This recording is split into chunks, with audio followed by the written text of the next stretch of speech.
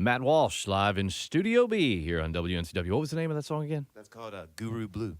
Guru Blue, and that is on the new album, The Midnight Strain, correct? That is correct. Yeah, that's your third full-length And- studio album, right? Yeah, it is. And when they were asking me about the song titles today, he said it's called Guru Blues.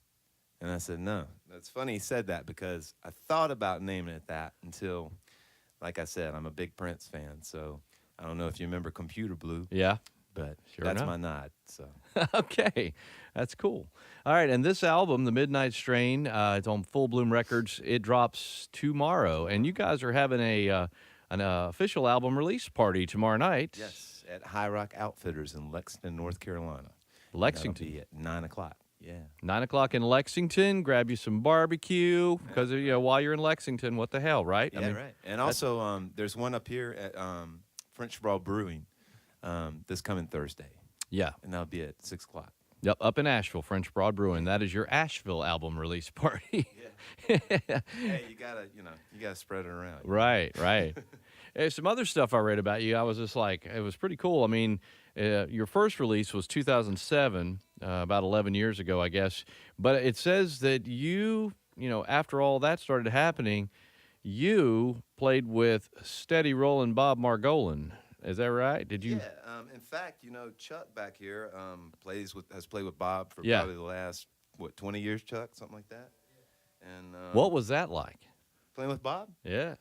Oh, me and him are buddies now. So it's just like two guys that it was cool when I met Bob because back then the kind of guitar I was playing, I was still kind of learning music to a degree, roots music and all this stuff. And like I said, I was influenced by guys like Howlin' Wolf and Lightnin' Hopkins and Robert Nighthawk and Muddy Waters. And that kind of guitar playing, you just don't find other guys that play like that, Right. because that is a kind of a language of guitar.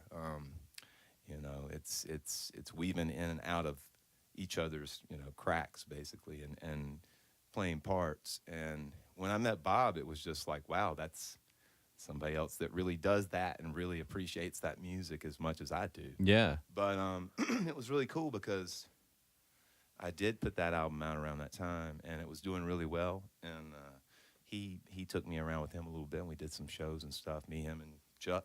Mm-hmm. And but through that, the coolest thing was getting to play with guys that he made sure I got to play with guys like Pine Top Perkins, Yeah. and Hubert Sumlin. That's what I had here in my notes. I was going to ask you about that, man. It had to be a thrill. That was the thrill. Yeah. Bob's great, but that was the real thrill and the fact that he facilitated that was Right. just not many people are that cool. Well, to get that notice to give for you your, that chance after you put out your album, you get noticed by somebody like him, and then you get to and on you play with these other guys that are your heroes and whatnot. That's Yeah, and that's what I said. And no slight to Bob at all, but I didn't know who Bob Margolin was when I was 12 years old, walking to the library and on my way back almost getting hit by a car because I was looking at the back of a Howlin' Wolf record. right. And looking at Hubert Sumlin, and the big cool, I don't know what the name of that guitar he had back then, and it was it was made over in Italy, and somebody stole it.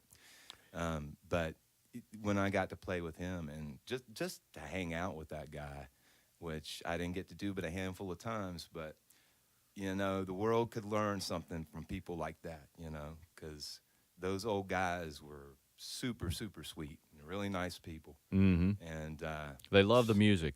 I tell you a funny story about the first time I met Hubert Sumlin with Bob. It was backstage right before we were getting ready to go on, and he had a cool Stratocaster like the one I've got right now. And I just looked over and I said, "Hey, man, what am I going to say to Hubert Sumlin? I was just trying to make small talk." And I said, "That's a cool guitar you got over there. I like that Strat." He said, "You want to play it?" So, And what did you say?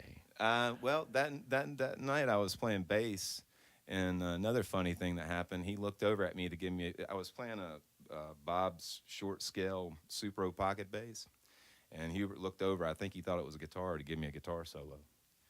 So what do you do when Hubert Sumlin gives you a guitar solo on bass? You say, no, wrong. You sing the next verse of Sitting on Top of the World, which is what I did. So. And it worked out.